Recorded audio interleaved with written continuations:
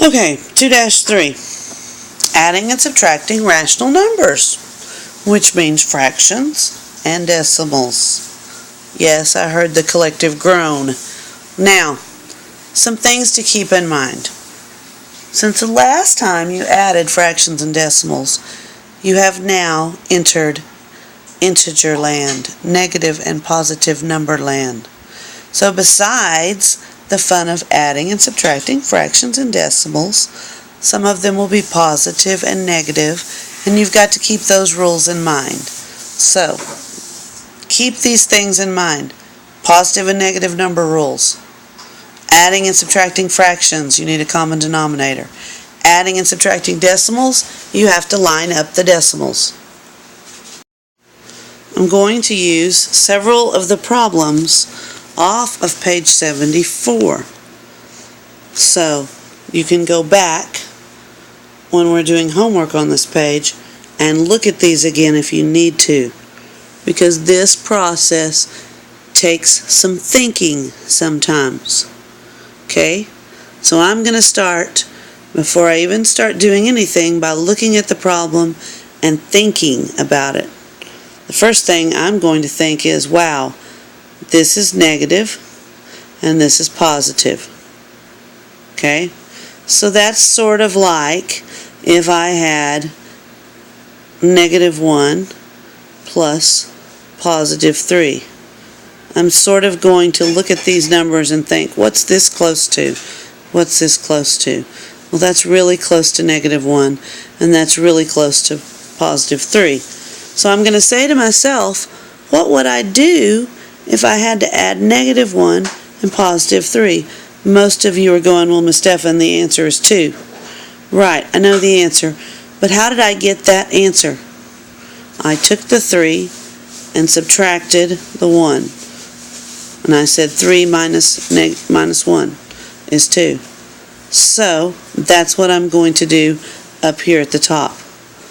I'm going to figure out how to do it with the whole numbers and then go back and do it with the decimal numbers and do the same process. So 3 minus 1 would give me 2. So that means I'm going to say 3.2 minus 0.09. Remember how the decimals have to line up? If you have a blank spot, remember how you fill in with the 0? And then you just borrow and subtract. So you get 3.11. That is the answer.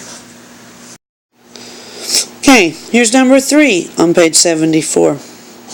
It says -7/3 plus -2/3. Now, you know how the book feels about putting random parentheses because they don't think we can tell it's negative. So this actually has a parenthesis around it in the book. Now, first I'm going to check, do I have the same denominator? Yes, they were good to me this time.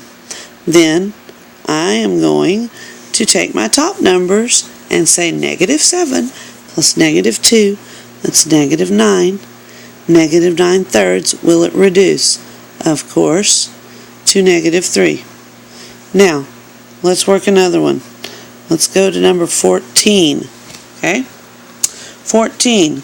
-3.2 plus 1.6. The first thing to do is figure out if those were whole numbers, what would they be close to? Well, they would be close to -3 and +2. -3 and +2 would be -1. So then I'm going to say to myself, how did I get that answer? Well, how I got that answer is I went 3 minus 2 is 1, and I slapped a negative sign on it because there were more negatives than positives. So I'm going to do the same thing to the top problem. I just found out two things: my process, and I found out that my answer is going to be negative. So go ahead and put a negative, and then think about the process. 3 minus 2, so I need to do 3.2 minus 1.6. So borrow, 12 minus 6 is 6, Line up your decimals. 2 minus 1 is 1.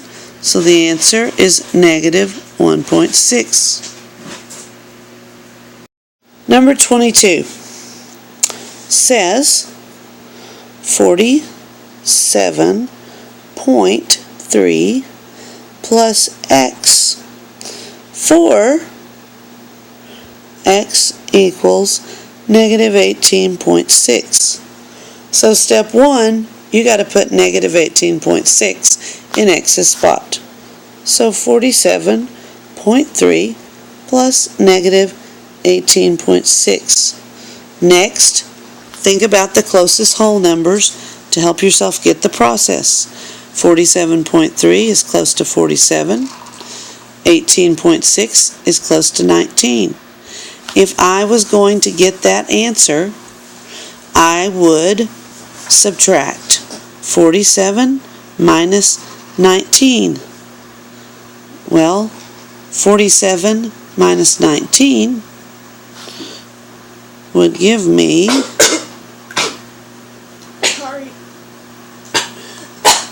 28. Okay, so I just found out two things. Found out, first of all, my answer is going to be a positive number. And secondly, I found out I need to subtract. So now that's what I'm going to do to my real problem. I'm going to say 47, .3, let me try that again. I'm running out of room. 47.3 minus 18.6. Make sure my decimals are lined up, and subtract. So 13 minus 7, 6 is 7, and